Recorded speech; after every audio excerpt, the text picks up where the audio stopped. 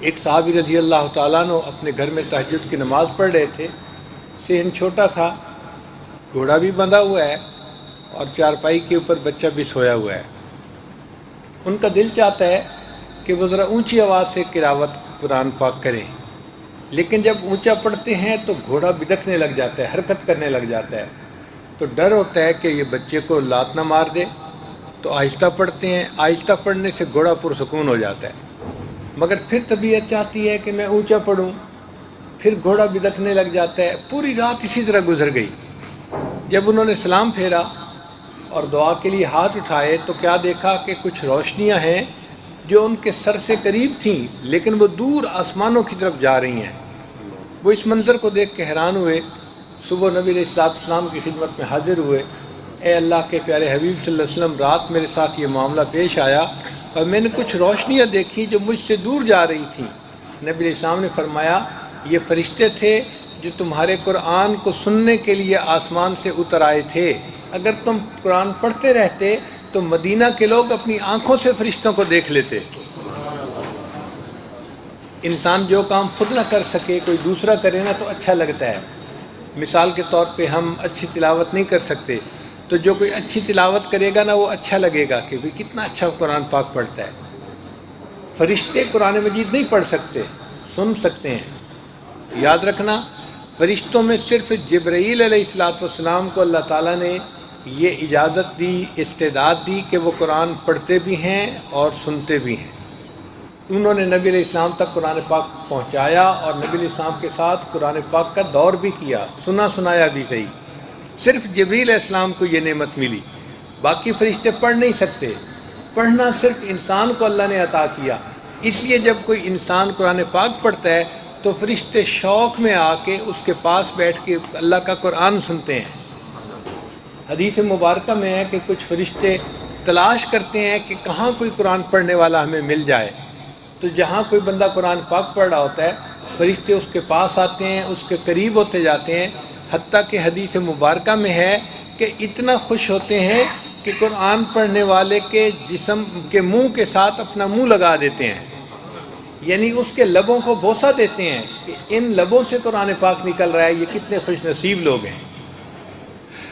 آپ اندازہ لگائیے کہ اللہ کے فرشتے جس بندے کے منہ کو بوسہ دیں وہ کتنا خوش نصیب انسان ہوتا ہے. چنانچہ امام عاصم رحمۃ اللہ علیہ قرآن مجید کے بڑے مشہور قراء میں سے گزرے ہیں، ہم انہی کی روایت پہ پڑھتے ہیں. تو وہ مسجد نبوی میں قرآن مجید پڑھاتے تھے اور ان کے منہ سے بڑی خوشبو آتی تھی. جو بندہ بیٹھتا وہ محسوس کرتا کہ واقعی بہت خوشبو آتی ہے، اور عجیب کستوری کی خوشبو تھی.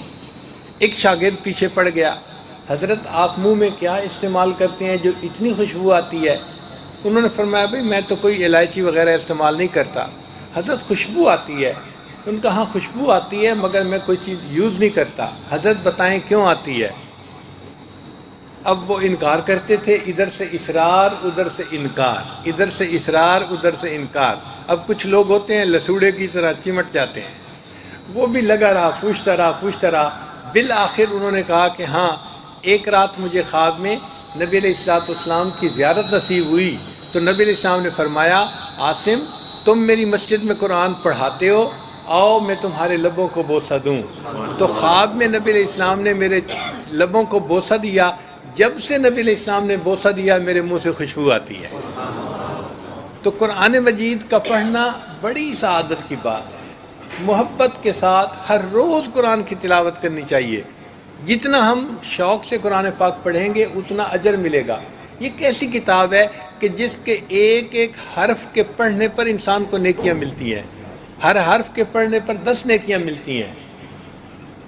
اس لیے فرمایا تبرک بالقرآن فإنہ کلام اللہ، قرآن پاک سے برکت حاصل کرو، یہ اللہ کا کلام ہے. تو یہ اللہ کا کلام ہے اور ہماری زندگی میں برکتیں بھر دیتا ہے، زندگی کی پریشانیوں کو دور کر دیتا ہے، انسان کو عزتیں دلا دیتا ہے، انسان کے ایمان کو پختہ کر دیتا ہے، مضبوط کر دیتا ہے. اس لیے ہمیں چاہیے کہ ہم قرآن مجید کو شوق کے ساتھ پڑھیں اور اپنی زندگی میں اس کو لاگو کرنے کی کوشش کریں. اس کو پڑھنا اور اس کو سمجھنا، فرمایا خیرکم من تعلم القرآن وعلمہ، کہ تم میں سے سب سے بہتر وہ ہے جو قرآن پڑھتا ہے یا پڑھاتا ہے۔ تو قرآن مجید کے ساتھ محبت کا تعلق پیدا کریں، پھر دیکھیے اس کی برکتیں زندگی میں کیسے جو ہے وہ سامنے آتی ہیں۔ صحابہ رضی اللہ تعالیٰ عنہ قرآن مجید کے عاشق تھے، قرآن مجید کو پڑھا کرتے تھے، تہجد میں بھی پڑھتے تھے اور دن کے مختلف حصوں میں بھی قرآن مجید کی تلاوت کرتے تھے۔ اس کی وجہ سے ان کی زندگی میں برکتیں آ گئی تھیں، اتنا پڑھتے تھے کہ اللہ رب العزت ان کے قرآن پڑھنے پہ خوش ہوتے تھے۔ چنانچہ ایک صحابی تھے ابن کعب رضی اللہ تعالیٰ عنہ، یہ بڑے عالم صحابی تھے، قرآن پاک بہت اچھا پڑھتے تھے، قاری تھے۔ تو ایک مرتبہ نبی علیہ السلام نے انہیں فرمایا، ابن کعب تم مجھے سورہ بینہ سناؤ۔ تو ابن کعب نے بڑے حیران ہوئے، اے اللہ کے حبیب صلی اللہ علیہ وسلم، قرآن مجید تو آپ پر نازل ہوا، ہم آپ کے سامنے پڑھیں؟ تو نبی علیہ السلام نے فرمایا ہاں ہاں آپ میرے سامنے پڑھو۔ تو نبی علیہ السلام کی بات سے ان کو اندازہ ہو گیا کہ اوپر سے اشارہ آیا ہے، تو انہوں نے آگے سے ڈائریکٹ سوال پوچھا، اے اللہ کے حبیب صلی اللہ علیہ وسلم، اللہ سمانی، کیا اللہ تعالیٰ نے میرا نام لے کر فرمائش کی ہے؟ نبی علیہ السلام نے فرمایا ابن کعب ہاں، نام اللہ سماک، اللہ نے تمہارا نام لے کر کہا ہے۔ ابن کعب سے کہو قرآن پڑھے، محبوب آپ بھی سنیں گے، میں پروردگار بھی سنوں گا۔ آپ سوچئے، قرآن مجید بندہ پڑھے، اللہ رب العزت اس کو سنتے ہیں۔ حدیث مبارکہ میں ہے کہ گانا گانے والی کا گانا اتنی توجہ سے کوئی نہیں سنتا جتنی توجہ کے ساتھ اللہ قرآن پاک پڑھنے والے بندے کے قرآن پاک کو سن رہے ہوتے ہیں، اتنی توجہ سے اللہ قرآن پاک کو سنتے ہیں۔ اب ہم قرآن پاک پڑھیں اور اللہ تعالیٰ اس کو اتنی توجہ کے ساتھ سنیں، کتنی بڑی سعادت کی بات ہے۔ اس لیے قرآن پاک کی تلاوت کا معمول ہونا چاہیے۔ کھانا بے شک ہمارا اس میں ناغہ ہو جائے، قرآن پاک کی تلاوت میں ناغہ نہیں ہونا چاہیے۔ اس سے زندگی میں برکتیں آئیں گی، گھر میں برکتیں آئیں گی، اور جس گھر میں قرآن مجید پڑھا جاتا ہے وہ آسمان والوں کے نزدیک اس طرح چمکتا ہے جس طرح زمین والوں کے نزدیک آسمان پہ ستارے چمک رہے ہوتے ہیں۔ تو ہمارے گھر میں قرآن پڑھا جائے گا، ہمارا گھر زمین کے ستارے کی طرح چمک رہا ہوگا، تو برکتیں آئیں گی ہمارے گھر میں۔ اس لیے قرآن مجید بچوں کو بھی پڑھائیں، عورتیں بھی پڑھیں، اور سب اپنے گھر میں قرآن پاک کی تلاوت روزانہ کریں تاکہ ہمارے گھر برکتوں کا خزانہ بن جائیں۔ اللہ تعالیٰ نے قرآن مجید میں عجیب تاثیر رکھی ہے، یہ انسان کے دل میں اپنا راستہ خود بنا لیتا ہے۔ ایک مرتبہ مجھے 1 مہینے کا سفر کرنے کا موقع ملا امریکہ میں۔ مصر کے مشہور قاری تھے عبد الباسط عبد الصمد، بہت اچھا قرآن پاک پڑھتے تھے۔ آپ کبھی ان کی تلاوت سنیں تو آپ حیران ہو جائیں گے کہ کتنا اچھا قرآن پاک پڑھتے تھے۔ وہ قرآن پاک کی تلاوت کرتے تھے اور میں اس سے متعلقہ کچھ مضمون اردو یا انگلش جیسا مجمع ہوتا ایسے بیان کر دیا کرتا تھا۔ تو 1 مہینہ چونکہ قریب رہنے کا موقع ملا تو کافی آپس میں تعلق ہو گیا تھا۔ ایک مرتبہ ان سے کسی نے کویسچن پوچھا، قاری صاحب آپ اتنا اچھا قرآن پاک پڑھتے ہیں تو آپ نے کبھی کوئی قرآن پاک کا معجزہ دیکھا؟ ان کا ہاں میں نے تو کئی مرتبہ دیکھا۔ قاری صاحب بتائیں؟ تو قاری صاحب نے کہا کہ ایک مرتبہ مصر کے جو صدر تھے جمال عبد الناصر، وہ مجھے اپنے ساتھ رشیا لے کے گئے، اور رشیا میں تو کمیونسٹ تھے، تو وہاں تو مذہب کو، دین کو، خدا کو ماننے والا ہی کوئی نہیں۔ ان لوگوں کے پاس انہوں نے میٹنگ کی، اور میٹنگ کے بعد انہوں نے پھر ان سے کہا کہ جی میرے ساتھی ہیں، آپ کے سامنے کچھ پڑھیں گے۔ تو وہ تو نہیں سمجھے کہ کیا پڑھیں گے، مگر مجھے صدر صاحب نے اشارہ کیا کہ ان کے سامنے قرآن پڑھو۔ قاری صاحب کہتے ہیں میں نے ان کے سامنے قرآن پاک پڑھنا شروع کیا۔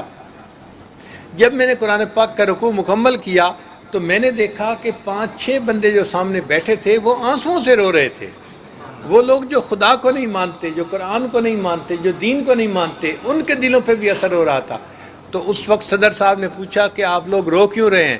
وہ کہنے لگے کہ ہم تو نہیں سمجھتے کہ اس نے کیا پڑھا، لیکن اتنی بات ہے اس کلام میں کچھ تاثیر ایسی تھی کہ ہمارے دل پہ اثر ہوا اور ہماری آنکھوں سے خود بخود آنسو نکل آئے۔ جو خدا کے وجود کو نہیں مانتے، اگر ان کے دل پہ قرآن اثر ڈال دیتا ہے تو جو اللہ کو مانتے ہوں، ایمان والے لوگوں، ان کے دلوں پہ کیا اثر ہوتا ہوگا۔